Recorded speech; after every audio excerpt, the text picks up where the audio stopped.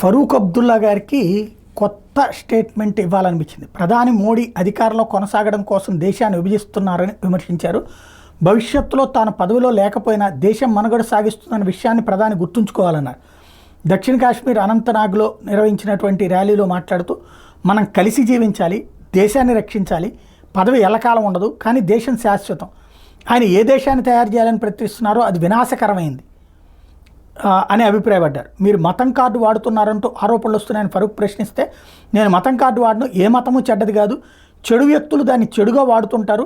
మోడీ రామాలయానికి వెళ్ళి అక్కడ ఉండడం లేదా? తద్వారా ఏం చెప్పాలనుకుంటున్నారు? రాముడు హిందువుల కోసమే కాదు, ఆయన అందరి వాడు. ఒకసారి మీ మత పెద్దల దగ్గరికి వెళ్ళి ఆ మాట చెప్పండి, రాముడు అందరికీ దేవుడు అని చెప్పి.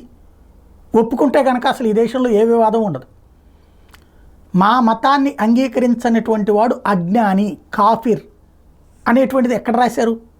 అట్లాగే ఏకైక దేవుడు మా దేవుడు అని ఎవరు అంటున్నారు? కాబట్టి ఎన్నికల కోసం ఒక మాట, ఎన్నికల అనంతరం ఒక మాట, లేకపోతే మనసులో ఒక మాట, బయటకు ఒక మాట మాట్లాడితేనే సమస్య.